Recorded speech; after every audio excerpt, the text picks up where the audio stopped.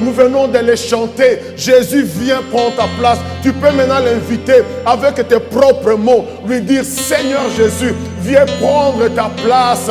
Viens prendre ta place. Viens prendre ta place. C'est toi qui es digne de régner dans ma vie. C'est toi mon sauveur et mon roi. Viens prendre ta place, Jésus. Viens prendre la place du roi. Est-ce que tu peux l'inviter? Tu peux l'inviter avec tes propres mots. Lui dire, Seigneur Jésus, viens prendre ta place. Viens prendre ta place. Avant que nous ne puissions écouter la parole, quelqu'un peut inviter Jésus maintenant. La Bible dit, il frappe à la porte de nos cœurs. Il veut venir souper avec nous. Il veut venir manger avec toi. Il veut venir te communiquer la paix. Oui, il veut venir te communiquer la joie. Ta part, c'est d'ouvrir ton cœur. Lui dire, Seigneur Jésus, je t'ouvre mon cœur. Seigneur Jésus, je t'ouvre mon cœur. Viens prendre la place du roi. Viens prendre ta place. C'est toi qui es le Fils de Dieu. C'est toi qui es digne, oui, de régner dans mon cœur. Viens établir ton trône dans mon cœur. Viens établir ton trône. Viens prendre ta place, mon Dieu. Je t'invite dans mon cœur. Je t'invite dans ma famille. Je t'invite dans mon foyer. Oui, Seigneur Jésus, viens prendre ta place. Oui, nous voulons te donner ta place. C'est toi seul qui mérite la gloire. C'est toi seul qui mérite l'honneur, l'élévation, l'adoration, la louange et la majesté. Viens prendre ta place, Seigneur. Viens prendre ta place. Viens Père, viens Fils, viens Saint-Esprit, viens établir ton trône. Viens prendre ta place dans mon cœur. Viens prendre ta place dans mon cœur, Jésus. Lorsque tu viens régner dans un cœur, tu apportes la paix, tu apportes la joie. Seigneur, tu apportes, Seigneur mon Dieu, la quiétude. Là où régnait l'inquiétude. Lorsque tu viens dans une vie, tu viens, Seigneur, mettre de l'ordre. Là où régnait le désordre, tu viens apporter la paix. Là où il y avait le trouble, tu viens apporter la joie. Là où il y avait la confusion. Oui, Seigneur, tu viens mettre de l'ordre dans nos vies. Tu viens nous purifier. Oui, viens prendre ta place. Oui, ton règne, c'est un règne de paix. C'est un règne d'équité, de justice. Lorsque tu viens dans une famille, tu viens ramener l'équilibre. Tu viens restaurer cette famille. Voilà pourquoi ce matin nous te disons, Jésus, viens dans nos familles. Viens dans nos familles. Viens prendre la place. Viens nettoyer. Seigneur, viens enlever les ordures. Viens enlever les poisons. Oui, nous avons été empoisonnés dans le monde. Mais toi, tu viens. Lorsque tu viens, Seigneur. Oui, Seigneur. Oui, tu nous laves. Tu enlèves les poisons. Oui, Seigneur. Tu nous désinfectes en quelque sorte. Tu nettoies ce qui a nettoyé. Tu enlèves les virus. Tu enlèves la maladie. Tu enlèves les poisons spirituels. Voilà pourquoi nous t'invitons ce matin. Viens prendre ta place. Viens prendre ta place. Oui, Seigneur, c'est notre prière ce matin. C'est ma prière. C'est notre prière. Dans nos maisons, dans nos familles, nous t'invitons, viens prendre ta place. Nous trouverons les portes de nos maisons. Nous trouverons les portes de nos cœurs. Seigneur Jésus, viens. Viens. Oui, tu sais que sans toi, nous sommes perdus. Sans toi, Seigneur, nous sommes perdus. Nous avons essayé ici, là. Nous avons essayé, Seigneur. Nous avons cherché à gauche, à droite. Nous avons cru que l'argent pouvait nous combler. Nous avons cru, Seigneur mon Dieu, que avoir autant de femmes, oui, autant de relations, Seigneur, pouvait nous combler. Mais non, c'est toi seul qui peux nous combler. C'est toi seul, Seigneur, qui peut remplir ces vides qu'il y a dans nos cœurs. Toi seul, tu peux combler ces vides. Voilà pourquoi nous te disons ce matin, viens Jésus, s'il te plaît. Viens. Viens nous combler, Seigneur. Nous t'en supplions. Bénis ces instants, bénis ta parole. Bénis ta parole dans nos cœurs. Fais-nous tellement du bien. La Bible dit que tu allais de lieu en lieu faisant du bien. Je te prie maintenant, Seigneur, toi qui es la parole. C'est toi la parole de Dieu. Seigneur, c'est toi la parole. Laisse que cette parole puisse, Seigneur, entrer dans les maisons. Laisse que cette parole entre dans les familles pour communiquer la vie, Oui, selon qu'il est écrit, tu allais de lieu en lieu faisant du bien. Laisse que cette parole puisse faire du bien à tous ceux qui vont écouter, à tous ceux qui vont entendre. Seigneur, à tous ceux qui sont devant leurs écrans pour suivre ta parole. Laisse que cette parole puisse leur faire tellement du bien. Oui, Seigneur, car tu n'as pas changé. Tu es la parole de Dieu, la parole qui a été faite chair. Et que toute la gloire te revienne, Père. Garde-nous d'être distraits pendant ces moments. Nous voulons, Seigneur, te consacrer ces instants. Nous voulons te consacrer ces quelques minutes pour écouter ta parole. Car la Bible dit, l'homme ne vivra pas de pain seulement, mais de toute parole qui sort de ta bouche. Et ce que je veux proclamer ce matin, c'est ta parole. Oui, ta parole. Je ne suis qu'un instrument. Je ne suis qu'une voix, une bouche. Oui, Seigneur, pour faire passer ton message. Bénis tous les bien-aimés qui sont devant leurs écrans. Bénis tous les frères et sœurs qui sont devant leurs écrans. Fais-nous du bien, que toute la gloire te revienne. Au nom de Jésus. Amen, amen, amen, amen. Shalom. Shalom veut dire que la paix de Dieu soit avec vous.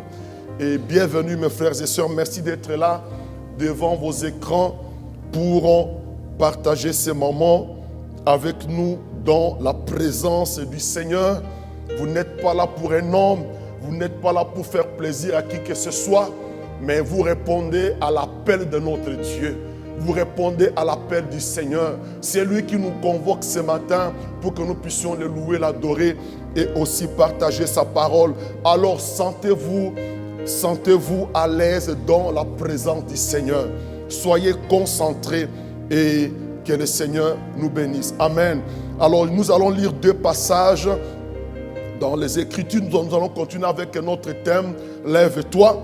Et je vais lire un roi chapitre 19, versets 1 à 8. Ensuite 1 Timothée 4, 6 à 7.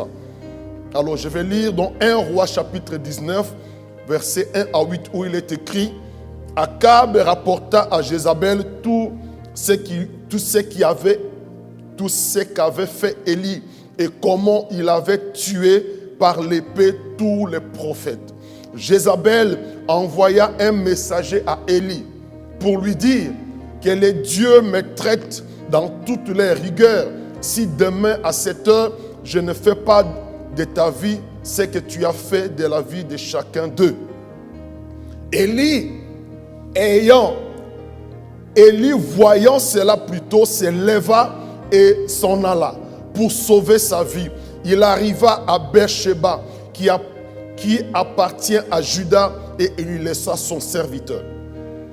Pour lui, il alla dans le désert après une journée de marche. Il s'assit sur un genet et demanda la mort en disant: c'est assez, maintenant, Éternel, prends mon âme, car je ne suis pas meilleur que mes pères. Voici quelqu'un qui est fatigué, qui demande la mort à Dieu. Verset 5, il se coucha et s'endormit sur un genet. Et voici un ange le toucha. Oui, la sollicitude de Dieu, Dieu vient le toucher. Un ange vient le toucher et lui dit: lève-toi, mange. Lève-toi, mange. Il regarda et il y avait à son chevet un gâteau cuit par des pierres chauffées et une cruche d'eau. Et il mangea et but, puis se recoucha. L'ange de l'Éternel vint une seconde fois. Oh, le Seigneur est tellement bon. Quand on est fatigué, ne nous laisse pas. L'ange de l'Éternel vint une seconde fois, le toucha et dit: lève-toi, mange, car le chemin est trop long pour toi. Le combat n'est pas fini. Lève-toi, mange, car le chemin est trop long pour toi. Il se leva, heureusement, mangea et but. Et avec la force que lui donna cette nourriture, il marcha 40 jours et 40 nuits jusqu'à la montagne de Dieu à Horeb. Amen. Il marcha jusque là où Dieu l'attendait. 1 Timothée 4, 6 à 7. Car c'est un de mes passages préférés. Car pour moi, je sers déjà, c'est l'apôtre Paul qui fait cette proclamation au soir de sa vie. Il est presque à la fin de ce jour. Alors il dit, car pour moi, je sers déjà de libation comme une offrande. Je sers déjà de libation. Et le moment de mon départ approche. Le moment de mon départ approche. J'ai combattu le bon combat. J'ai achevé la course et j'ai gardé la foi. Amen. Gloire au Seigneur. Donc je disais que nous allons continuer avec ces thèmes que nous avons abordés les 2 derniers dimanches. Lève-toi. C'était 2 Timothée 4, plutôt 2 Timothée 4, 6 à 7. Car pour moi, je sers déjà de libation et le moment de mon départ approche. J'ai combattu le bon combat, j'ai achevé la course, j'ai gardé la foi. Donc 2 Timothée 4, 6 à 7. Donc je disais, nous allons continuer avec ces thèmes que nous avons abordés les 2 derniers dimanches. Lève-toi. Amen. Lève-toi. Nous avons vu les 2 dimanches derniers que lève-toi. C'est le message de Dieu adressé à celui qui est fatigué. C'est le message de Dieu adressé à celui qui est découragé. C'est le message de Dieu adressé à celui qui est désespéré. C'est le message de Dieu adressé à celui qui est mis à genoux par des événements, par des circonstances imprévues, par des situations inédites. Tu es à genoux, tu es découragé et Dieu te dit ce matin, lève-toi, lève-toi. C'est la parole de Dieu adressée à ceux qui sont renversés, à ceux qui sont abattus par les circonstances de la vie, par l'ennemi, à ceux qui ne voient plus d'issue de secours et qui même commencent à penser au suicide. À ceux-là, Dieu dit, lève-vous, lève-toi. C'est le message de Dieu adressé à un chrétien fatigué, à un chrétien découragé, à un chrétien qui commence même à douter de sa foi, qui commence à douter de la fidélité de Dieu. À cette personne-là, Dieu dit ce matin, lève-toi, lève-toi, n'accepte pas le suicide spirituel. Oui, lève-toi, lève-toi de Dieu. C'est le message de Dieu que Dieu adresse à une personne qui ne sait plus se projeter. Pour lui, si tout est désespéré, il n'y a plus d'espoir. Il commence, oui, il ne pense plus à rien. À cette personne qui ne pense plus à rien, Dieu dit ce matin, lève-toi. Lève-toi mon fils, lève-toi ma fille. Oui, tout semble flou pour toi, tout semble flou, tu es découragé. Mais Dieu te dit ce matin encore, lève-toi, lève-toi de Dieu.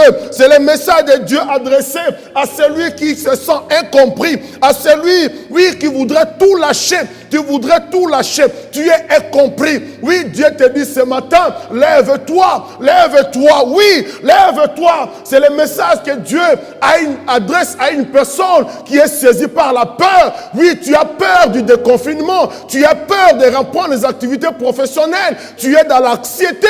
Oui, oui, tu es troublé, oui, tu es troublé.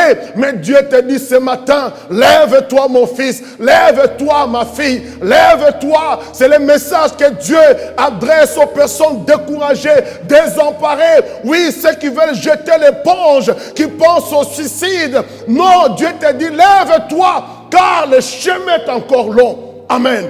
Lève-toi. Tu as peur du déconfinement, tu es désemparé.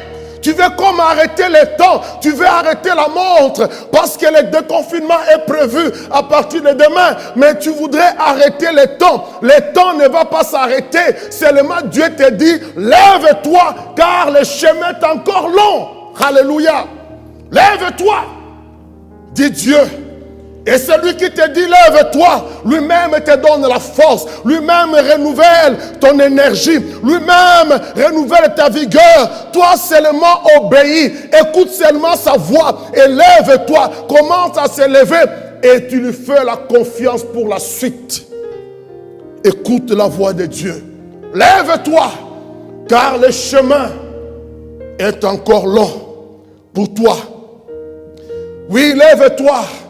David avait confessé, car quand je marche dans la vallée de l'ombre de la mort, oui, peut-être que tu traverses la vallée de l'ombre de la mort. Oui, David avait dit, quand je traverse la vallée de l'ombre de la mort, je ne crains aucun mal. Oui, il se pourrait que tu traverses la vallée de l'ombre de la mort. Tu traverses des situations difficiles.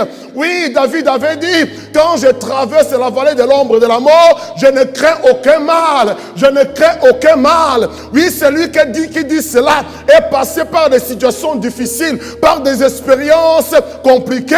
Mais maintenant, oui, à un moment donné, oui, en connaissant des causes, ayant vu la fidélité de Dieu, ayant expérimenté l'amour, la grâce, la protection divine, il pouvait proclamer, oui, je ne crains aucun mal, même quand je traverse la vallée de l'ombre de la mort, car son bâton et sa houlette me rassurent. Il est avec moi. Oui, même quand tu traverses les eaux, tu ne seras pas submergé. La Bible ne dit pas que tu ne vas pas traverser les eaux. Il se pourrait que tu puisses traverser le feu, même le feu, traverser les eaux. La Bible dit, quand tu traverseras le feu, tu ne seras pas consumé. Il se peut que tu es en train de traverser le feu, mais Dieu te dit, lève-toi, tu ne seras pas consumé. Parce qu'il est avec toi. Alors, lève-toi, mon frère. Lève-toi, ma soeur. Lève-toi. Pourquoi vous et moi, Dieu nous appelle à nous lever? Pourquoi nous devons nous lever? Comme nous l'avons dit les 2 derniers dimanches, pour 3 raisons que nous trouvons dans la proclamation de l'apôtre Paul, dans 2 Timothée 4 et 7 que nous avons lu. C'est là où nous trouvons 3 raisons pour lesquelles nous devons nous lever. 3 raisons. Paul dit ceci au verset 7 de 2 Timothée 4. J'ai combattu le bon combat, j'ai achevé la course, j'ai gardé la foi. Donc la première raison pour se lever est celle-ci, parce que le combat n'est pas fini. Le combat n'est pas fini. Oui, le combat n'est pas fini. Alors refuse de perdre le combat par un chaos spirituel. Refuse le chaos spirituel. Refuse que l'ennemi puisse t'achever. Refuse le chaos spirituel. Alors Dieu te dit, lève-toi. Lève-toi. Si pour Paul, la bataille spirituelle arrivait à sa fin, parce qu'il était au soir de sa vie, ce n'est pas encore le cas pour toi et moi. Pour toi et moi, le combat n'est pas fini. Alors lèvons-nous pour continuer la bataille. Nous avons vu que la marche chrétienne est une bataille spirituelle contre les puissants des ténèbres. Oui, la marche spirituelle, c'est une bataille, c'est un combat contre, oui, les puissants des ténèbres, contre les puissances maléfiques, contre les esprits méchants. Et oui, c'est une bataille. Et les champs de bataille avec les diables commencent au niveau de nos pensées. Ça commence au niveau de nos pensées. Il va chercher à nous décourager.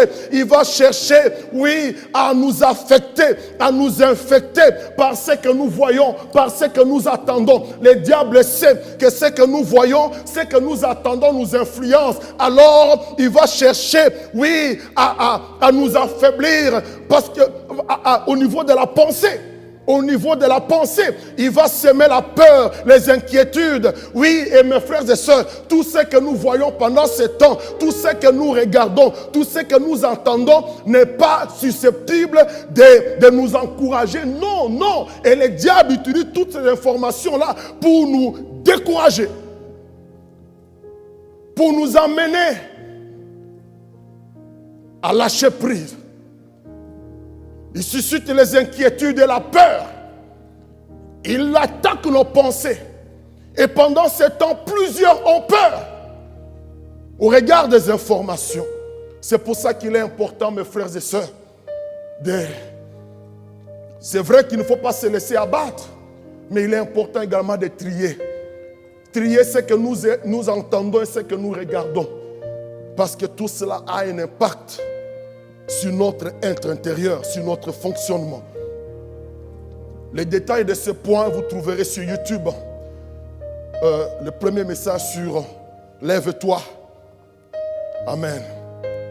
La deuxième raison pour laquelle Dieu nous demande de nous lever, et nous en avons parlé longuement le dimanche passé, c'est parce que la course n'est pas achevée.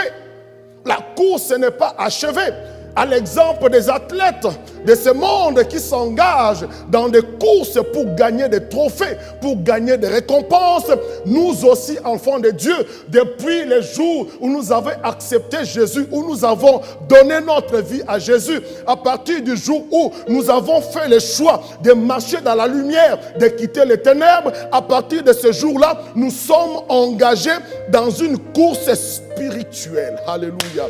Nous sommes engagés dans une course. Nous sommes engagés dans une course. Et l'apôtre Paul dit ici, lui, il a fait son chemin. Il dit, j'ai achevé la course. Il a achevé la course, lui. Mais pour toi et moi, la course n'est pas finie. La course n'est pas finie. Alors, refusons d'être déclarés forfait. Refuse d'être déclaré forfait. Tu es fatigué, peut-être tu te retrouves pour une raison ou une autre. Tu te retrouves au sol. Lève-toi, ne reste pas là. Lève-toi pour aller jusqu'au bout. Oui, entre le point de départ, quand l'arbitre siffle pour que la course puisse commencer, entre le point de départ et le point d'arrivée, c'est un challenge, c'est un défi. Il faut avancer, il ne faut pas se laisser distraire. Oui, il ne faut pas se laisser distraire. Il faut courir, il faut avancer, il faut déployer son zèle, même quand on sent la fatigue venir. Mais oui, il reste quelques pas. Avance, ne lâche pas. Il faut arriver au point d'arrivée. Avance. Car il y a une récompense. Il y a des trophées que tu vas gagner.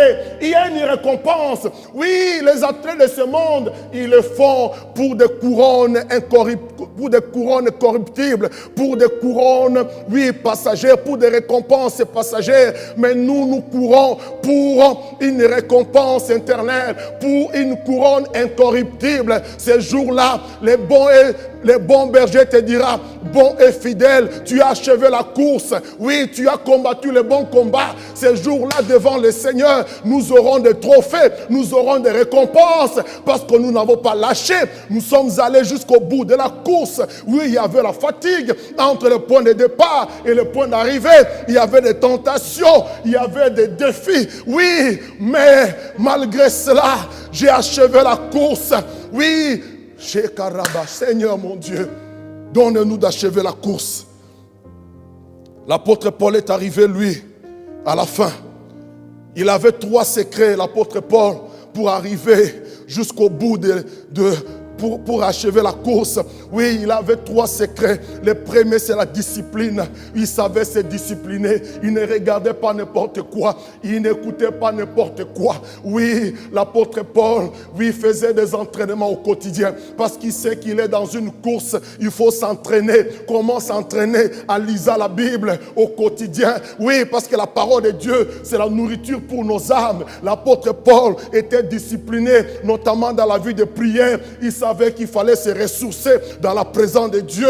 Oui, il fallait prier. Il ne fallait pas passer tout son temps à regarder Facebook. Oui, à l'époque, il n'y avait pas Facebook, mais il y avait d'autres distractions. Pour nous aujourd'hui, oui, on veut cliquer like partout. On veut regarder partout ce qui se passe au Congo, mon pays d'origine, ce qui se passe en Chine, ce qui se passe partout. On veut tout savoir, tout. On veut tout savoir, cliquer tout, maîtriser tout. Non, mes frères, nous ne sommes pas des dieux. Nous ne sommes pas appelés à tout savoir. C'est Dieu qui connaît tout. Nous, on se centre sur l'essentiel. Alors, arrêtons de perdre notre temps à regarder les écrans. Oui, toutes ces choses, les réseaux sociaux. Méditons comme l'apôtre Paul. Nous sommes dans une course, alors entraînons-nous à lire la parole de Dieu. Il était discipliné, l'apôtre Paul.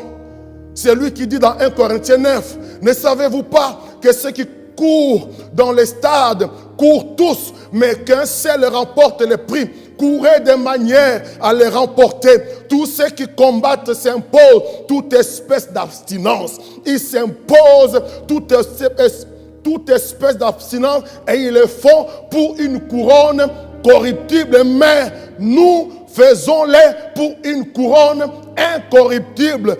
Alléluia.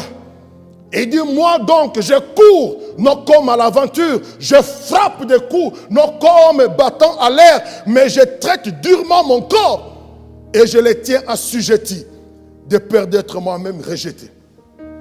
La discipline, Et un autre secret de Paul pour achever la course, c'est qu'il faisait de l'accomplissement de la course sa priorité, sa préoccupation première. Pour Paul, d'abord le royaume. Pour Paul, d'abord achever la course.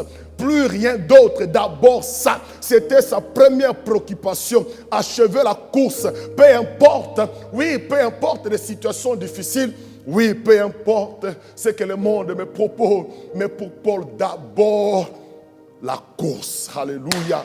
C'est ce qu'il dit dans Actes 22 à 24, je ne fais que rappeler ce qu'on a vu le dimanche passé. Il dit dans Actes 20, 22 à 24, il dit, et maintenant voici, lié par l'Esprit, je vais à Jérusalem, ne sachant pas ce qui m'arrivera, seulement de ville en ville. L'Esprit Saint m'a averti.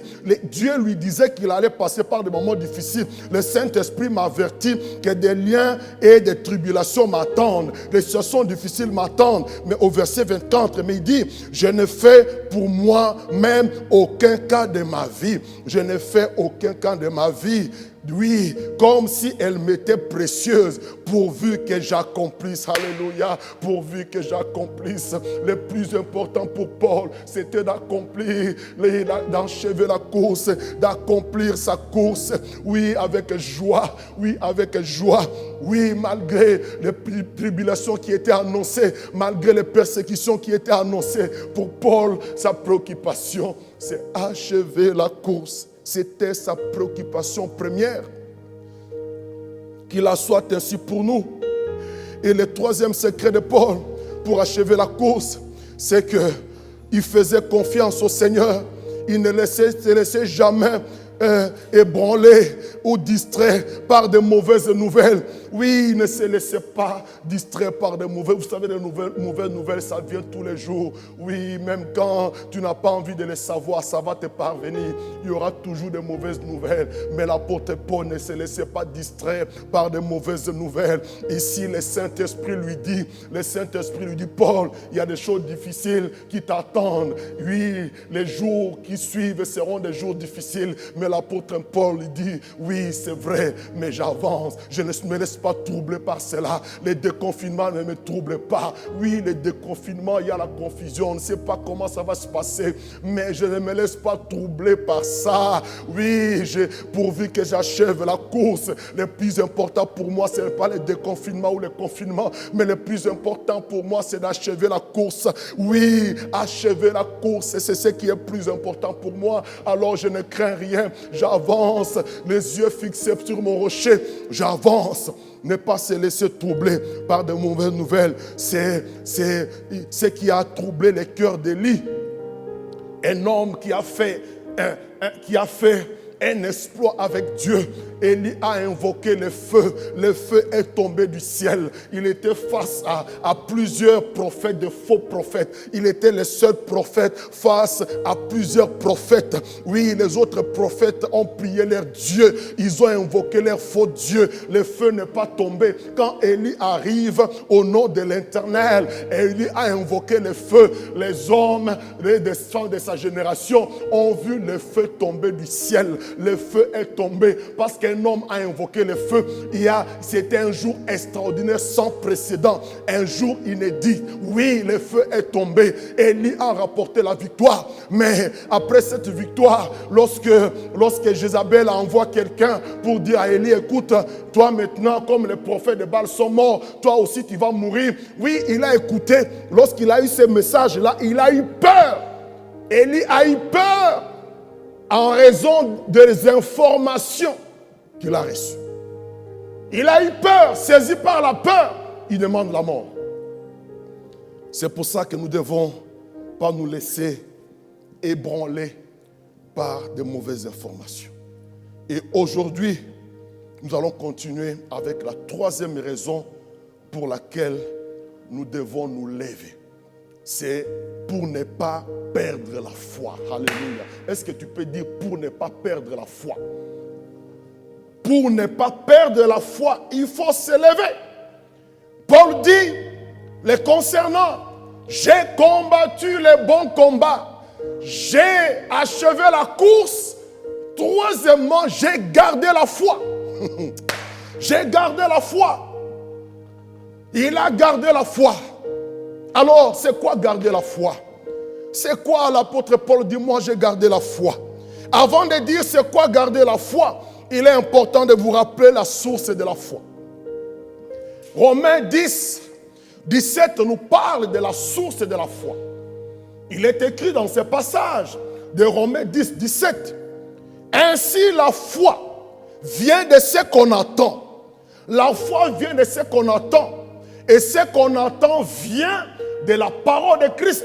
En d'autres termes, c'est la parole de Jésus que nous écoutons qui vient alimenter notre foi, qui vient nourrir notre foi. Donc la foi, notre foi vient de ce qu'on attend. Comme je suis en train de prêcher ce matin, je suis en train de nourrir ta foi. Je suis en train d'encourager ta foi. Donc la foi vient de ce qu'on entend. Et pas n'importe quoi, mais ce qu'on attend, donc la parole de Dieu. C'est la parole de Dieu qui est la source de notre foi. Amen. Parce qu'il en est ainsi, parce que notre foi est fondée sur la parole de Dieu, garder la foi signifie demeurer attaché à cette parole. C'est demeurer attaché à cette parole, quoi qu'il arrive. Notez bien, quoi qu'il arrive. Garder la foi, c'est demeurer attaché, c'est rester fidèle à la parole de Dieu, quoi qu'il arrive. Garder la foi, c'est de retenir fermement cette vérité qui nous a été révélée une fois pour toutes. La parole de Dieu que je prêche a été révélée une fois pour toutes. C'est elle qui alimente notre foi. C'est elle qui nourrit ma foi. Oui, comment expliquer qu'aujourd'hui, je puis me tenir devant vous pour parler ainsi? Comment? Oui, moi j'étais perdu dans le monde. J'étais perdu, je ne pouvais pas imaginer un jour être là en train de prêcher. Mais un jour, c'était le 12 mai 91, j'ai entendu, c'est bientôt mon anniversaire dans la foi. Je suis né de nouveau le 12 mai 91. C'est le jour, oui 91, c'est le jour où j'avais accepté Jésus comme Seigneur et Sauveur. Donc je suis né, je suis devenu enfant de Dieu depuis le 12 mai. C'est donc mardi, mon anniversaire spirituel. Le jour où je suis devenu enfant de Dieu, avant cela, je marchais dans l'errance, je marchais dans le péché, j'étais perdu en quête d'amour. Notre papa est mort trop tôt, j'en avais que 8 ans. On n'a pas tellement bénéficié de son amour. Oui, on n'a pas bénéficié de l'affection maternelle. Alors on grandissait dans des situations très compliquées. On était nombreux dans notre famille. Mais oui, l'amour, c'était un mot étranger. Alors j'étais en quête jusqu'au jour où j'ai accepté Jésus. J'ai écouté la parole de Dieu et la parole de Dieu a nourri ma foi. La parole de Dieu a nourri ma foi. J'ai compris que je dois me tourner vers Dieu, qu'il faut accepter Jésus comme Seigneur et Sauveur. Et je commençais à écouter la parole de Dieu. La parole de Dieu commençait à nourrir ma foi. La parole de Dieu me disait qu'il faut marcher dans que Jésus est notre Père, que Jésus est notre Seigneur. Il faut lui donner sa place. Oui, la parole de Dieu commençait à m'instruire, à me corriger. Oui, je ne connaissais rien au départ, mais à force d'écouter la parole, cette parole nourrissait ma foi. Cette parole agissait dans ma vie. Cette parole a commencé à me transformer. Oui, j'ai compris qu'il n'y a pas un autre Dieu que le Dieu d'Israël, le Dieu tout-puissant, que Jésus est notre Sauveur. Jésus est notre Seigneur. Oui, j'ai commencé à comprendre que pour être sauvé, il faut accepter Jésus comme Seigneur et Sauveur. Alors qu'avant de croire, avant d'accepter Jésus, je pensais que pour être enfant de Dieu, il faut réciter des prières, il faut, oui, réciter de notre Père. Oui, mais sans le comprendre. Mais j'ai compris que ce n'est pas ça la foi. La foi, c'est accepter Jésus. Être enfant de Dieu, c'est accepter Jésus comme Seigneur et Sauveur. Et qu'il ne suffit pas d'accepter Jésus, il faut commencer à le servir. Oui, la parole de Dieu a nourri ma foi. Et aujourd'hui, je suis capable de l'enseigner. Donc, la parole de Dieu est la source de ma foi. La parole de Dieu a nourri ma foi. La parole de Dieu m'a transformé. Et garder ma foi, pour moi, Boni, consiste à demeurer attaché à cette parole jusqu'à la fin de mes jours. Quoi qu'il arrive. Même si on vient me proposer des millions, me disant, maintenant, renie cette parole-là. J'ai dit non. Gardez vos millions. Moi, je ne veux pas renier ce que j'ai appris. C'est ça, garder la foi. C'est demeurer, garder cette parole, c'est demeurer attaché à cette parole, c'est retenir fermement ces choses, oui, les vivre, les garder toute la vie, je dis bien, quoi qu'il arrive, quoi qu'il arrive, quoi qu'il arrive, je ne veux plus faire marche arrière. C'est ça, garder la foi. Garder la foi, c'est refuser de compromettre l'autorité de la parole de Dieu, à dénaturer sa vérité, quoi qu'il arrive. Notez chaque fois, quoi qu'il arrive. C'est-à-dire, même si c'est coûteux, même si c'est épuisant, même si c'est difficile, oui, c'est compliqué, mais non, je reste attaché, même si ça me coûte, même si on vient couper la tête. Oui, on vient me dire, Rémi, c'est Jésus-là, sinon on te coupe la tête, je dirais, prenez la tête coupée, mais je ne peux pas renier mon Sauveur, je ne peux pas me détourner de ces choses qui ont donné un sens à ma vie, je ne peux pas renier tout ce qui m'a donné de la valeur, je ne peux pas mon frère, mais je ne peux pas ma soeur, je ne peux pas aujourd'hui dire Jésus, après tout ce qu'il a fait pour moi, lui dire un jour que Jésus, écoute, non, je te renie parce qu'on me propose des millions, non mon frère, non, je ne vais pas le renier, je ne vais pas me compromettre, même si ça me coûte. Alléluia. Et mes frères et sœurs, donc lorsque Paul dit, j'ai gardé la foi, il veut dire, je suis resté attaché à la vérité, à la parole de Dieu, malgré les persécutions, malgré les manquements, malgré le célibat pesant. Oui, il était célibataire, c'était dur, malgré le célibat pesant, malgré tout cela, je suis resté fidèle, malgré les emprisonnements, je suis resté attaché. Oui, lorsque Paul dit, j'ai gardé la foi, il veut dire, je n'ai pas renié la parole de Dieu, je n'ai pas renié mon Sauveur, malgré les famines, malgré mon infirmité, malgré les privations, malgré les confinements, malgré les déconfinements, malgré les rejets, malgré les calomnies, malgré les incompréhensions, malgré les critiques, malgré les dangers, malgré tout cela, je n'ai pas renié, je n'ai pas abandonné, j'ai gardé, c'était difficile, oui, mais j'ai gardé la foi, j'ai tenu ferme, oui, je n'ai pas renié mon Sauveur. Alléluia, alléluia, alléluia. Oh Seigneur. Il dit, j'ai gardé la foi. Il veut dire, je fais face à tout cela. Je fais face au confinement, je fais face au déconfinement, je fais face à des choses difficiles, mais je n'ai pas renié Christ, je ne me suis pas détourné de la vérité, je n'ai pas rejeté les choses qui m'avaient relevé. Moi, Paul, j'étais persécuteur, moi, Paul, j'étais méchant, moi, Paul, j'étais mauvais, j'ai tué les chrétiens, je fais des choses, mais malgré cela, c'est Jésus-là est venu me sauver, il est venu donner un sens à ma vie, malgré que je méritais la prison, malgré que je méritais la condamnation éternelle, mais Jésus est venu, il m'a dit, Paul, viens, malgré celui que j'étais, malgré cette situation de meurtrier, mais Jésus est venu, Paul, viens, j'ai besoin de toi, oui, tu seras mon serviteur, oui, tu seras mon serviteur. Jésus l'a pris, Jésus l'a nettoyé, Jésus lui a donné de la valeur. Cet homme qui était meurtrier, qui était blasphémateur, est devenu un géant, un grand serviteur de Dieu. Alors Paul dit, mais comment je peux le renier? Comment c'est lui qui a tout fait pour moi? Ce n'est pas possible. Il dit, malgré les persécutions, malgré les rejets, malgré les célibats pesants, je n'ai pas renié. Je n'ai pas renié mon Sauveur. J'ai gardé la foi. Seigneur, aide-moi à aller jusqu'au bout de ma course.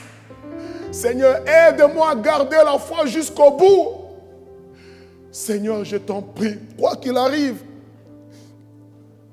Oh Seigneur, Paul dit dans 2 Corinthiens 11, 2 Corinthiens 11, il dit, l'apôtre Paul, c'est le livre intime de l'apôtre Paul, il parle de sa vie, de ses combats. Et il dit dans 2 Corinthiens 11, 23, 28, il dit, sont-ils ministres de Christ? Je parle à un homme qui extravague.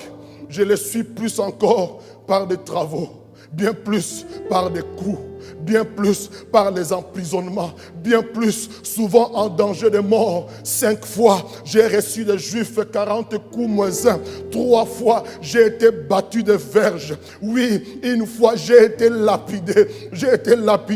3 fois, j'ai fait naufrage. Ah, Paul, malgré tout cela, il dit, 3 fois, j'ai fait naufrage. J'ai passé un jour et une nuit dans l'abîme. Oui, dans l'abîme, fréquemment en voyage. J'ai été en péril sur le fleuve, en péril de la part des brigands, en péril de la part de ma nation, en péril de la part des païens, en péril dans les villes, en péril dans les déserts, en péril sur la mer, en péril par les faux frères. J'ai été dans le travail et dans la peine, exposé à de nombreuses veilles, à la faim, à la soif, à des jeûnes multiples, au froid, à la nudité, et sans parler d'autres choses. Je suis assiégé chaque jour par les soucis que me donnent toutes les églises. Et l'apôtre avait dit, malgré tout cela, j'ai gardé la foi. J'ai gardé la foi. Oui, j'ai gardé la foi. Paul dit d'autres choses, c'est-à-dire que la liste n'est pas exhaustive. Malgré tout cela, oui, l'apôtre Paul, au soir de sa vie, il dit, j'ai achevé, j'ai combattu, j'ai gardé la foi. Et maintenant, la couronne de la justice m'est réservée. Oui, la couronne de la justice m'est réservée, non seulement à moi. L'apôtre Paul pense à Bonnie, l'apôtre Paul pense à toi. Il dit non seulement à moi, mais à tous ceux qui auront aimé son avènement, à tous ceux qui attendent le retour de Jésus. À ceux-là, il y a des couronnes. Oui, mes frères et sœurs, garde ta foi, car il y a des couronnes. Il y a des couronnes. Tiens bon. Pour Paul, les épreuves, les circonstances difficiles, les emprisonnements, les confinements, les déconfinements n'avaient pas affaibli sa foi. Au contraire, tous ces événements avaient nourri sa foi. Tous ces événements ont servi à nourrir sa foi. Au lieu que ça détruise sa foi, ça a encore solidifié sa foi, ça a encore nourri sa foi. Il est devenu plus fort, plus aguerri. Oui, tous ces événements n'ont fait que le rendre plus robuste, spirituellement parlant. Alléluia. Et notre personnage, alléluia, alléluia, alléluia, alléluia, alléluia. Et notre personnage que l'épreuve avait rendu plus résistant dans la Bible, c'est Job. Oh Job, oh Job. Au lieu d'être terrassé par l'épreuve, oh, l'épreuve l'a rendu plus résistant, plus endurant. Alléluia. Voici sa confession dans Job 19, 25 à 27. Voici ce qu'il dit. Alléluia. Oh mon Dieu, j'aime cette parole. Il dit, mais je sais, c'est Job qui dit à la fin de l'épreuve, il avait tout perdu. Il a perdu tout. Il a perdu l'or, l'argent, tout ce qu'il avait. Oui, même ses enfants sont morts. Tous ses enfants, il a perdu tous ses enfants. Il n'avait plus rien. La seule chose qui restait, c'est son épouse. C'est son épouse qui l'a même lâché. Et oui, ton épouse a dit, mais maudit Dieu meurt. Mais c'était difficile. Mais Job n'a pas renié Dieu. Au contraire, cette épreuve-là l'a rendu plus robuste. Il dit ceci dans Job 19, mais je sais que mon Rédempteur est vivant et qu'il s'élèvera le dernier sur la terre quand ma peau sera détruite. Même si ma peau est détruite, quand ma peau sera détruite, il s'élèvera. Quand je n'aurai plus de chair, je verrai Dieu. Ah, Job, d'où vient cette assurance, Job? D'où vient cette assurance? Job dit, même si je n'ai plus de peau, même s'il n'y a plus rien, même si je n'ai plus rien, comme quand ma peau, oui, il était malade, il commençait à gratter, il prenait les pierres pour gratter, c'est tellement il y avait de la pus partout, mais il dit, ah, même si on m'enlève tout ça, oui, même si ma peau se dégrade, mais moi, je serai, oui, il s'élèvera, oui, je n'aurai plus, même si je n'aurai plus de chair, mais je verrai Dieu, je le verrai, il me sera favorable, mes yeux le verront, oh, mes yeux le verront, mes yeux le verront, je le verrai, oui, je le verrai, même si je n'ai plus rien, oh, je verrai Dieu, je verrai Dieu, il me sera favorable. Mes yeux le verront et non c'est des nôtres. Job dit, pas les yeux d'une autre personne. Non, mes yeux le verront. Mon âme est languie d'attente au-dedans de moi. Alléluia. Oh mon Dieu. Oh Seigneur. Donc, malgré l'épreuve, il est resté attaché à la vérité. Malgré l'épreuve, Job est resté attaché à la vérité. Il a gardé confiance en Dieu. Malgré ses souffrances, malgré ses maux, malgré la déloyauté de sa femme et de ses intimes, tous sont partis, tous l'ont abandonné. Oui, les trois qui sont venus, les autres là commencé à lui faire des reproches, à les culpabiliser. Mais malgré la douleur provoquée par toutes ces circonstances, toutes ces situations difficiles, Job est resté fidèle. Job est resté fidèle. Alléluia. Il est resté fidèle. Il dit, alléluia, c'est lui qui, comme Paul, après qu'il soit sorti de l'épreuve, dit ceci au chapitre 42 de son livre. Il dit au chapitre 42, verset 5. L'épreuve l'a rendu plus solide. Il est devenu plus vigoureux. Il est devenu plus solide. Il n'a pas abandonné. Il est devenu plus fort que jamais. Il dit, alléluia, après qu'il soit sorti de l'épreuve, il dit, mon oreille avait entendu parler. Mon oreille avait entendu parler de Dieu. On m'avait parlé de lui par mes ancêtres. J'avais entendu parler d'un Dieu d'Abraham, d'un Dieu de nos ancêtres qui a fait des miracles. J'ai entendu parler. Oui, on m'a parlé de ce Dieu. Oui, et que j'ai entendu parler de lui. Oui, j'ai eu la foi. J'ai commencé à le suivre. J'ai commencé à marcher avec lui. J'ai entendu parler. On m'a parlé de ce Dieu. Mes parents m'ont parlé de ce Dieu. Et j'ai cru à ce Dieu-là. J'ai cru que c'est lui le Dieu véritable. J'ai entendu parler en lisant les Écritures, en lisant l'Ancien Testament, en lisant ce que nos pères ont écrit. J'ai entendu parler de ce Dieu. J'ai entendu. Oui, mais après l'épreuve, Job dit, j'ai vu, je t'ai vu. Avant, j'avais entendu. Maintenant, je t'ai vu. Avant, c'était juste entendre. Mais maintenant, moi-même, je t'ai vu. Moi-même, je t'ai expérimenté. Maintenant, je te connais mieux. Je connais mieux Dieu. Il est séculaire. Il est bon. Alléluia. J'avais entendu. Maintenant, je l'ai vu. Maintenant, j'ai expérimenté. Je suis entré en communion personnelle. Oui, j'ai entendu, mais maintenant, j'ai vu Dieu. Mais comment tu l'as vu, Job? Au travers d'une épreuve. Lorsqu'il est passé par le feu, il a vu Dieu. Il a vu la main de Dieu qui l'a délivré de l'épreuve. Il dit, j'ai entendu parler. Maintenant, je t'ai vu. Oh Dieu, je veux te voir. Il est devenu plus solide qu'avant. Mon frère, lève-toi. Dieu te dit, lève-toi. Ne reste pas au sol. Ne perds pas ta foi. Si Paul dit, j'ai gardé la foi, mes frères et sœurs, cela veut dire qu'on peut perdre la foi. Si Paul dit, moi j'ai gardé la foi, cela veut dire, de l'autre côté, qu'on peut perdre la foi. On peut la perdre. Et perdre la foi, c'est justement renier la parole. C'est renier. C'est se détourner de la vérité. C'est comme Bonnie qui sait que Jésus est le seul Seigneur. C'est Jésus-là qui l'a sauvé depuis le 12 mai 91.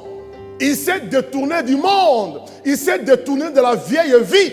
J'étais attaché à une façon de vivre qui n'aurait pas Dieu.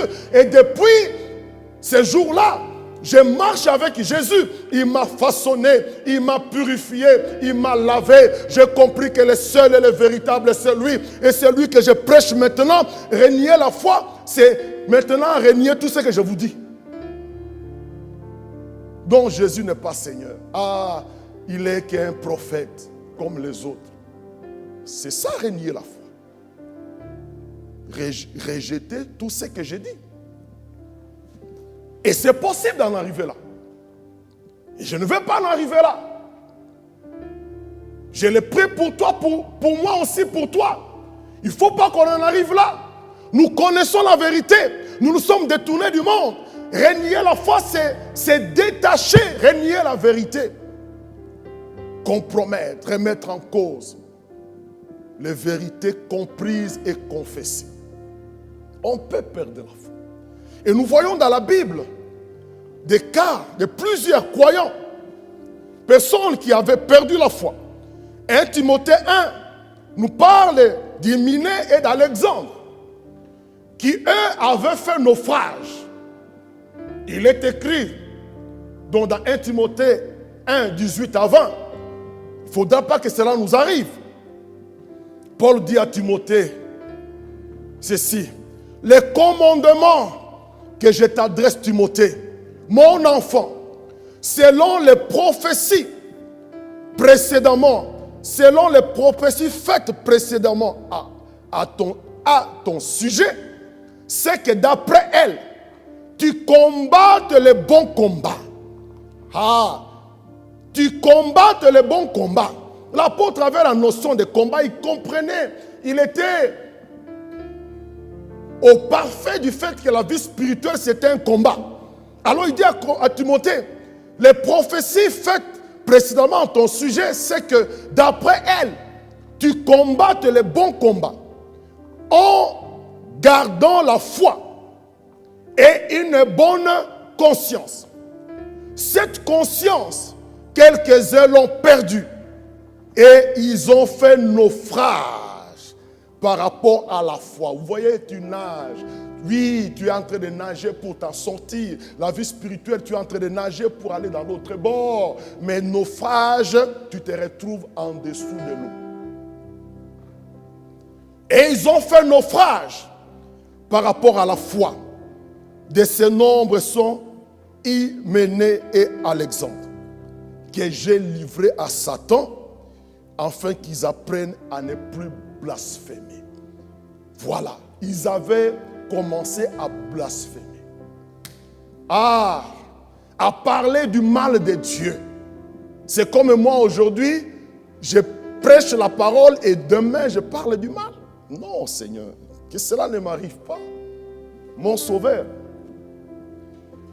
Voyez, et ils ont perdu, ils ont fait naufrage. Nous avons un autre exemple que nous trouvons dans la Bible qui concerne les croyants de Galatie, de l'église de Galatie. Et nous trouvons cela dans Galates 5, 4, qui nous parle là de quelques croyants de l'église, de cette église, qui se sont séparés de Christ. Et par conséquent, ont été déchus de la grâce. Ils ont été déchus de la grâce. Mes frères et sœurs, la pire des choses qui puissent arriver à un croyant, c'est perdre sa foi. Nous voyons là, la Bible dit dans Galates 5.4, vous êtes séparés de Christ. Vous êtes séparés de Christ. Vous tous qui cherchez la justification dans la loi, vous êtes déchus. On déchoit. C'est lui qui avait la grâce. Vous êtes déchus. Vous êtes déchus de la grâce. Maintenant, et qui avait reçu la parole selon laquelle nous sommes sauvés par grâce, maintenant ce n'est plus on est sauvé par grâce, on est sauvé, maintenant il dit nous sommes sauvés par la loi. Alors l'apôtre Paul dit, si vous pourrez être sauvé par la loi, il faut respecter toute la loi. Sinon, déchus. Vous êtes déchus de la grâce. Mes frères et sœurs, comme je disais tout à l'heure, la pire des choses qui puissent arriver à un croyant, c'est de perdre sa foi sans aucune possibilité de se repentir à nouveau. Ça, c'est la pire des choses. Parce que là, mieux vaut pour toi n'avoir pas cru. Comme nous voyons dans Hébreux 6. Hébreux 6, 4, 6 nous parle de la situation pire. Hébreux 6, 4, 6, il est dit, car il est impossible. Laissons-nous, soyons mes frères et sœurs avertis par ces paroles. Il est dit ici, car il est impossible que ceux qui ont été une fois éclairés, ceux qui ont été une fois éclairés. Hébreux 6, 4 et 6. C'est un avertissement, mes frères et sœurs. Pour moi, pour vous. Car il est impossible que ceux qui ont été une fois éclairés, qui ont goûté le don céleste, ils ont goûté, ils ont vu que Jésus est bon, et qui ont eu part au Saint-Esprit, qui ont goûté la bonne parole de Dieu et les puissants du siècle à venir. Ah, ils ont goûté même la puissance, ils ont vu que c'est bon, Dieu est merveilleux, ils ont partagé la paix, la joie du royaume, ils ont réalisé que c'est merveilleux de marcher avec Dieu. Ils ont goûté à tout cela. Et qui sont tombés. Il est impossible que pour ceux-là qui sont tombés, je vais relire. Car il est impossible que ceux qui ont été une fois éclairés, qui ont goûté les dons célestes, qui ont eu part au Saint-Esprit, qui ont goûté la bonne parole de Dieu et les puissants du siècle à venir, et qui sont tombés, soient encore renouvelés et amenés à la repentance. Puisqu'ils crucifient pour leur part le Fils de Dieu et l'exposent à l'ignominie. Laissez-moi lire la version Parole de vie de ce même passage. La version Parole de vie dit: prenons les cas de ceux qui sont retombés dans leur ancienne vie. Et prenons les cas de ceux qui sont retombés dans leur ancienne vie. Ils ont été éclairés par la lumière de Dieu. Ils ont goûté au don du ciel. Ils ont reçu l'Esprit Saint. Ils sont aimés. Ils ont aimé la belle parole de Dieu. Ils ont senti la puissance des forces du monde qui vient. Et pourtant, ils sont retombés dans leur ancienne vie. Ces gens-là, on ne peut pas les amener une deuxième fois à changer leur vie.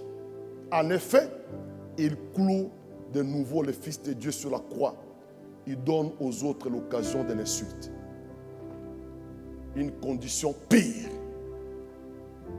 Une condition pire. Que le Seigneur nous garde. Mes frères et sœurs, en mesure que nous nous approchons de la fin, en mesure que nous nous approchons de la fin, plus il y aura des gens qui vont se détourner de la foi.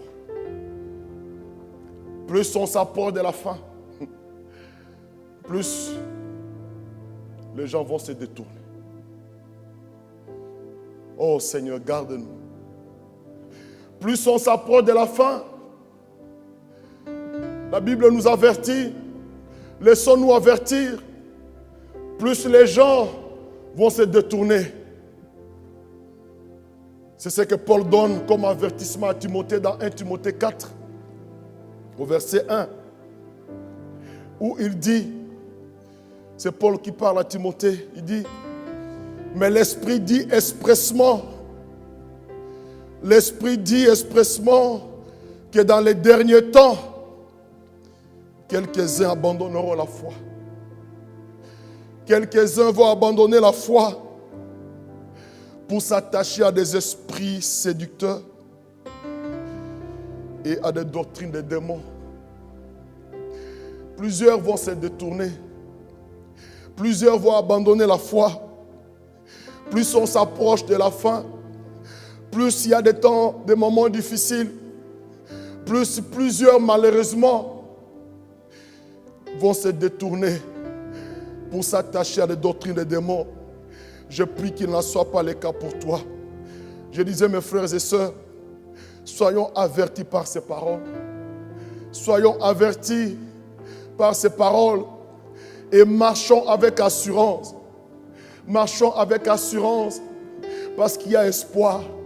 S'il est vrai que plusieurs vont se détourner, mais je vais te dire, oui, laisse-toi sois averti et marche avec assurance. Car il y a espoir. Il y a espoir parce que comme Paul, nous pouvons combattre le bon combat. Il y a espoir parce que comme Paul, nous pouvons achever la course. Il y a espoir parce que comme Paul, oui, un homme comme vous et moi, nous pouvons garder la foi. Paul a dit, moi j'ai combattu, moi j'ai achevé, moi j'ai gardé la foi. Oui, il y a espoir parce que Paul a pu, nous pouvons. Oui, il y a espoir parce que Job, oui, comme Job, nous pouvons demeurer attachés à cette parole. Nous pouvons demeurer attachés à Dieu, quoi qu'il arrive, malgré les tentations, malgré les épreuves. Nous pouvons, mes frères et sœurs, je voudrais vous dire ce matin, faire la différence est possible. Faire la différence est possible. Oui, la différence, faire la différence est à notre portée. Ce n'est pas au-delà de notre portée. C'est possible. L'apôtre Paul a pu, toi tu peux aussi. Job a pu, toi tu peux aussi. Oui, nous pouvons garder la foi. C'est possible. C'est à notre portée. Et là, il y a espoir. Faire les exploits avec Dieu, comme Paul en a fait. Faire des exploits avec Dieu, comme Timothée en a fait. Faire des exploits avec Dieu, comme Job en a fait. C'est à notre portée. C'est à notre portée. Dieu ne nous demande pas l'impossible. C'est possible de garder la foi. Il met à notre disposition tous les moyens pour garder la foi. Nous pouvons garder la foi. C'est à notre portée. C'est ici la pertinence du message que Dieu a mis dans notre cœur, qui est la pensée de toute cette année. C'est ça la pertinence de ce message, de cette parole que Dieu nous a inspiré et qui nous sert de guide tout au long de cette année. Cette parole se trouve dans Daniel 11 et 32 où il est écrit, il trompera par des flatteries, il va séduire par des flatteries. Oui, plusieurs, il va séduire par des flatteries les traîtres de l'alliance, mais ceux du peuple, il y a un main. Oui, la Bible dit, mais ceux du peuple qui connaîtront leur Dieu, oui, ils demeureront fermes. Ceux du peuple qui connaîtront leur Dieu, ils ne vont pas régner la foi. Ceux du peuple qui connaîtront leur Dieu, ils agiront avec fermeté. Oui, mes frères et sœurs, c'est vrai que plusieurs abandonneront la foi. C'est vrai que plusieurs tomberont dans la séduction. Mais il y a un main. Merci Seigneur pour ces mains-là. Oui, il y a un main. Mais ceux qui connaîtront leur Dieu, ceux du peuple qui connaîtront leur Dieu, ils agiront avec fermeté. En d'autres termes, ils feront de grands exploits. Les diables séduira, plusieurs abandonneront la foi, mais ceux du peuple qui connaîtront leur Dieu, ceux du peuple qui connaîtront leur Seigneur, ceux du peuple qui auront une relation avec leur Dieu, ceux du peuple qui auront la révélation, ceux du peuple qui marchent en intimité avec Dieu, ceux du peuple qui connaissent Dieu, ceux du peuple qui ont la révélation des choses à venir. Ceux-là, oui, ceux-là, ils ne lâcheront pas, ils garderont la foi, ils ne vont pas se détourner. J'ai béni Dieu parce que au travers de toutes les générations, il y aura toujours un reste des hommes et des femmes qui vont rester debout. Et je prie Dieu que tu sois compté parmi ces hommes, que je sois compté parmi ceux du peuple qui ne régneront pas, ceux du peuple qui connaîtront leur Dieu, qui ne vont pas se détourner. Oui, mes frères et sœurs, oui, l'exploit est à notre portée, l'exploit est à ta portée. Tu peux faire la différence, Plusieurs régneront la foi, mais toi tu peux. Oui, si tu connais Dieu, si tu prends le temps de cultiver une relation spirituelle, comme Paul, tu vas achever. Comme Paul, tu vas garder la foi. Oui, comme Job, tu vas dire, mon rédacteur est vivant. Job dit, je sais que mon rédacteur est vivant. Peu importe la souffrance, peu importe les peines et les chaînes, mais je sais. Oui, Job connaissait, il avait la connaissance, c'est ça qui l'a sauvé. Job dit, je sais, c'est lui qui connaît Dieu, il ne va pas abandonner la foi, peu importe les persécutions. Oui, mes frères et sœurs, les temps de persécutions arrivent, mais ceux du peuple qui connaîtront leur Dieu, ils agiront avec fermeté. Ceux qui connaîtront Dieu, ils feront des grands exploits. Et nous sommes en train de faire des exploits avec Dieu. Oui, parce que nous connaissons Dieu, parce que nous cherchons à le connaître, nous ferons des exploits. Peu importe les confinements, les déconfinements, mais le peuple qui connaîtra Dieu, il fera des exploits. Il fera des exploits. Il agira avec fermeté. Et ma prière ce matin, pour toi, pour moi, que nous soyons comptés parmi ceux qui feront la différence, que nous soyons comptés parmi ceux qui vont faire la différence. Ces restes, oui, les restes de Dieu, la réserve stratégique qui est composée des hommes et des femmes qui restent attachés à Dieu, quoi qu'il arrive, la race de Job, oui, qui peuvent tout perdre, mais ils restent attachés à leur Dieu. La race de Paul, qui malgré les emprisonnements, malgré les célibats pesants, malgré les souffrances, malgré les rejets, il reste attaché à Dieu. Que nous soyons de cette race. Alors mon frère, ma soeur, là où tu es, je vais t'inviter à prier pour ta propre vie. Je vais t'inviter à te lever peut-être, même rester assis. Mais recommande ta vie entre les mains de Dieu. Recommande ta vie. Recommande ta vie. Prie, dis au Seigneur, je vais être compté parmi le reste. Je vais être compté parmi ceux qui ne vont pas régner. Oui, la Bible dit que plusieurs régneront la foi, mais je ne veux pas être de ce nombre-là. Je veux être compté parmi les Paul. Je vais être compté parmi les Jean. Je vais être compté parmi les Timothée. Oui, je vais être compté parmi les Verneaux. Je vais être compté, oui, parmi les géants de la foi. Oui, c'est possible. Oui, le pasteur Jacques Verneau, il a persévéré. Il a achevé la course. Maintenant, il est dans le repos du Seigneur. Oui, ce sont des exemples à suivre. Seigneur, oui, je vais demeurer ferme. Je vais garder la foi. Je vais garder la foi. Prie pour toi-même. Prie pour ta propre vie. Dis au Seigneur, je vais garder la foi. Je ne vais pas abandonner la course. Lève-toi, mon frère, ma soeur. Lève-toi, prie. Prie pour ta propre vie. Prie pour ta propre vie maintenant. Prie, mon frère, ma soeur. Recommande ta vie entre les mains de Dieu. Afin que quoi qu'il arrive, tu ne puisses pas le régner. Alléluia. Prie. Oh mon Dieu. Recommande ta vie entre les mains de Dieu. Oui, mon frère, ma soeur. Pour Paul, le combat était presque fini. Paul était arrivé à la fin de la course. Paul est arrivé, mais toi et moi, le chemin est encore long. Le chemin est encore long. Nous avons encore des exploits à faire. Nous avons des défis à relever. Alors dis à Dieu, Seigneur, garde-moi, garde-moi. Oui, je vais rester fidèle jusqu'au bout, jusqu'au bout. Quoi qu'il arrive, je vais garder la foi. Quoi qu'il arrive, je vais garder la foi. Quoi qu'il arrive, oh Dieu, je vais garder la foi. Préserve-moi du mal. Oh mon Dieu, prie mon frère, ma soeur, je te donne quelques minutes, prie pour ta propre vie. Prie pour ta propre vie. Après, je vais prier pour vous. Prenez le temps de prier maintenant. Recommandez votre vie entre les mains de Dieu. Tu étais déjà au sol, lève-toi. Tu étais déjà KO, lève-toi. Lève-toi. N'accepte pas le chaos spirituel. N'accepte pas le chaos spirituel. Lève-toi. Le chemin est encore long. Lève-toi. Ton Dieu te donne la force maintenant. Lève-toi. Ton Dieu te donne la force. Alléluia. Seigneur. Oh Dieu, le Dieu de Paul, c'est toi notre Dieu. Le Dieu de Job, c'est toi notre Dieu. Oh, le Dieu d'Abraham, oh, les hommes de foi, le Dieu des géants de la foi. Oui, Seigneur, c'est toi notre Dieu. Le Dieu de Gédéon, c'est toi mon Dieu. Le Dieu de Moïse, oh Père, c'est toi notre Dieu. Donne-nous de garder la foi. Donne-nous de combattre le bon combat, d'aller jusqu'au bout de la course. Père, nous avons besoin de toi. Nous avons besoin de toi. Alléluia. Tu as prié pour toi-même. Tu étais plus qu'au bout. Tu étais plus qu'au sol. Tu étais pas loin d'abandonner la foi. Et Dieu t'a parlé ce matin. Et tu veux me dire, pasteur, prie pour moi. Dieu m'a parlé. J'étais presque fatigué. Oui, j'étais presque lassé. Je perdais la persévérance. Et Dieu m'a parlé. Je vais me lever. Je ne vais pas perdre la foi.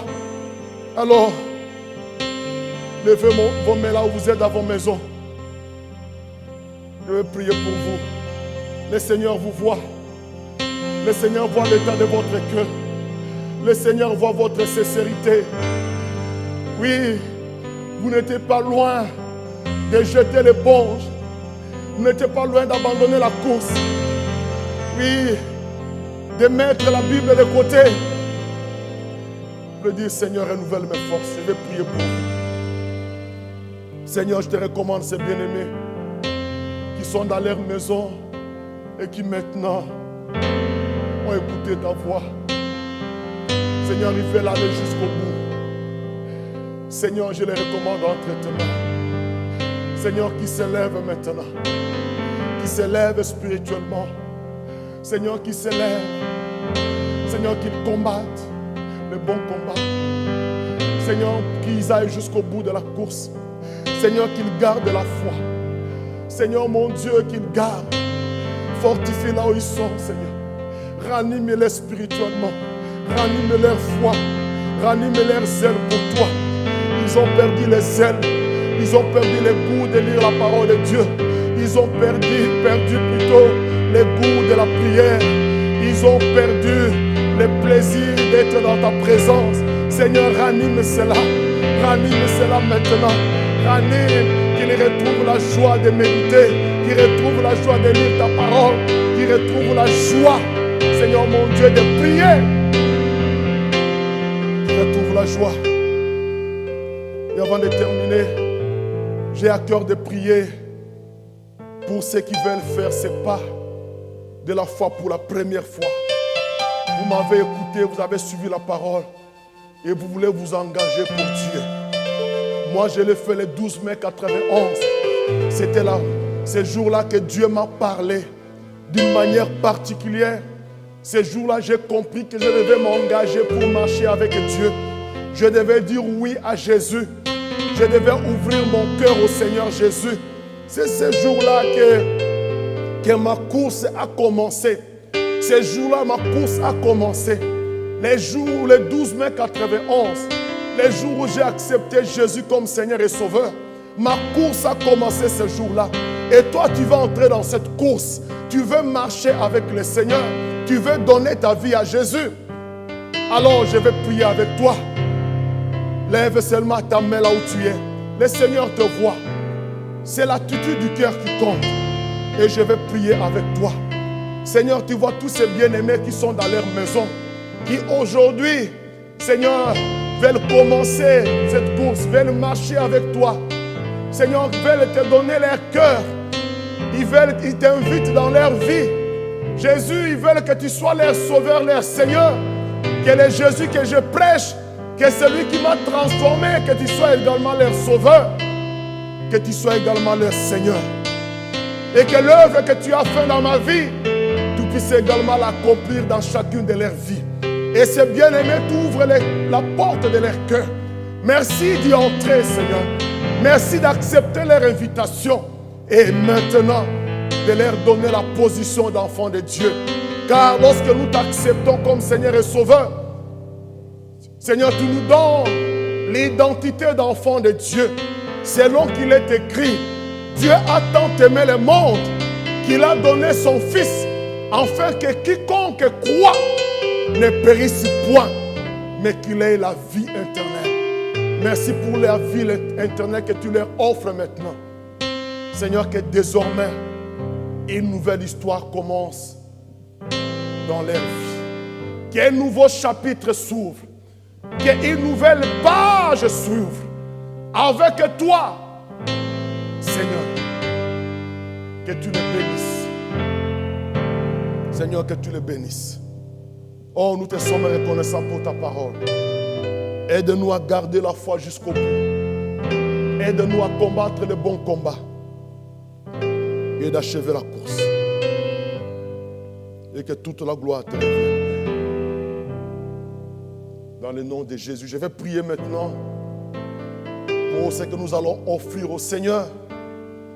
Nous ne sommes pas présents à l'église, mais nous pouvons le faire au travers de ces moyens qui sont affichés sur l'écran par PayPal, par virement ou un chèque à l'ordre de l'église que vous pouvez nous faire parvenir.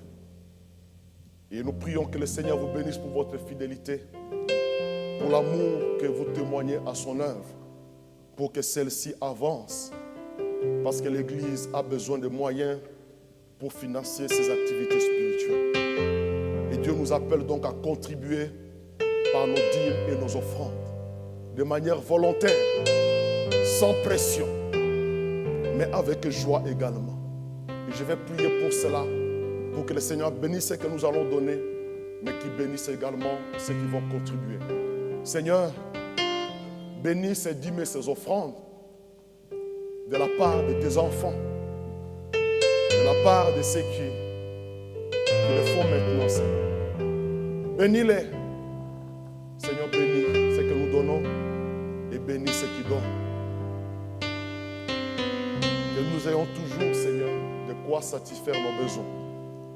Tu es le Dieu qui promet de pourvoir à tous nos besoins. Qu'il en soit ainsi.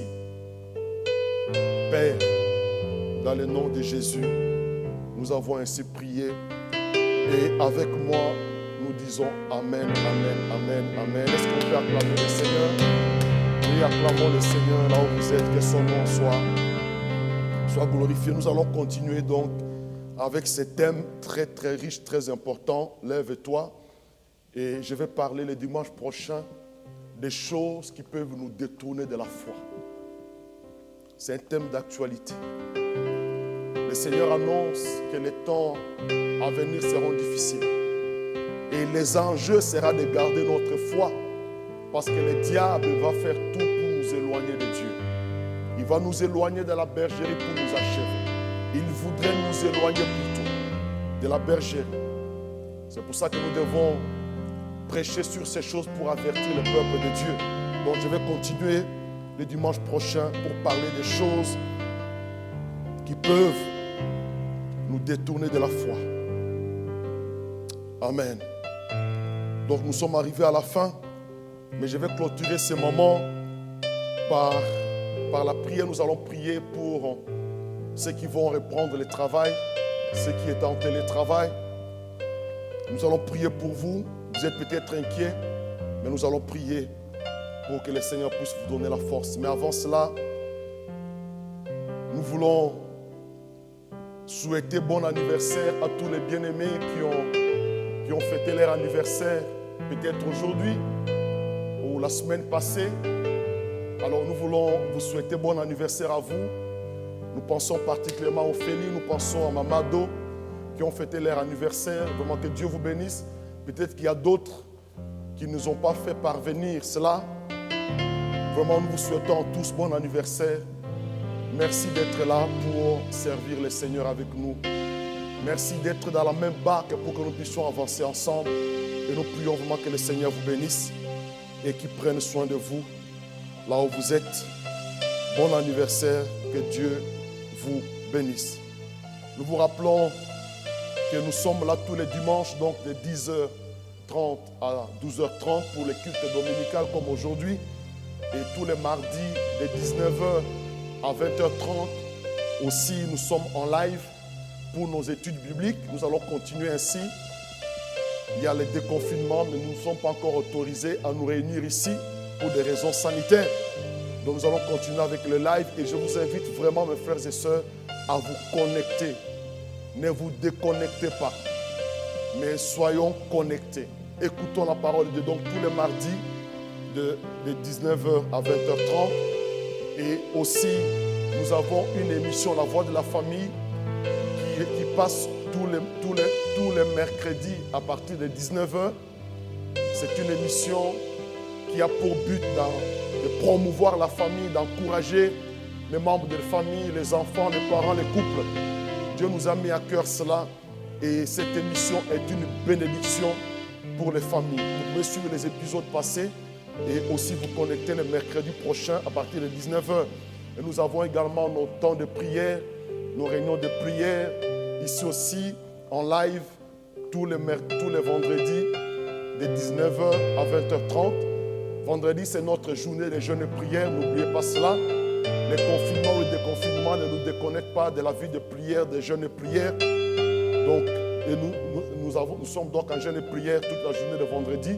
Et nous nous retrouvons ici en live à partir de 19h pour clôturer ce temps de jeûne et prière. Alors jeûnez avec nous, priez avec nous et Dieu ne manquera pas de nous faire du bien, comme il est fait avec nous. Nous vous rappelons également que c'est pendant ces temps des confinements, des déconfinements qui commencent. Nous n'avons pas encore la possibilité de nous réunir à l'église. Nous allons continuer également nos dévotions matinales chaque matin du lundi au vendredi de 5h à 6h. Nous commençons la journée avec notre Père. Que le Seigneur donc vous bénisse pour votre fidélité et pour votre persévérance. Alors avant de terminer, nous allons prier pour les déconfinements qui commencent officiellement demain.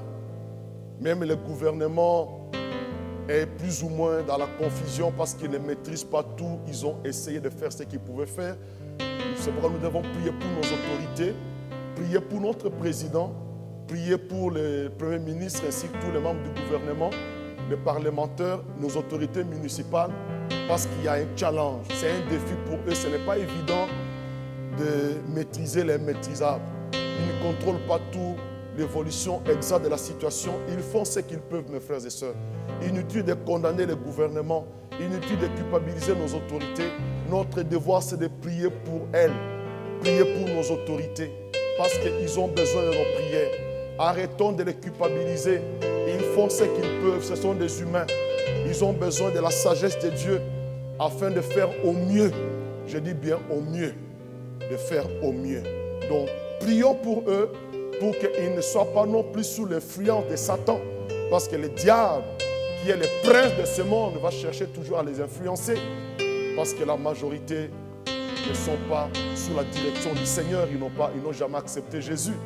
Mais peu importe, nous pouvons quand même prier pour eux, afin que le Seigneur puisse les aider à prendre de bonnes décisions.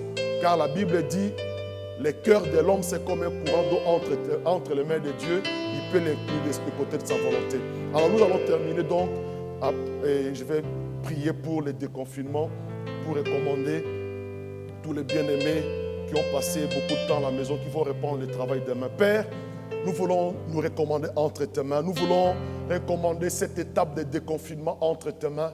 Nous voulons te recommander les défis qui seront les nôtres.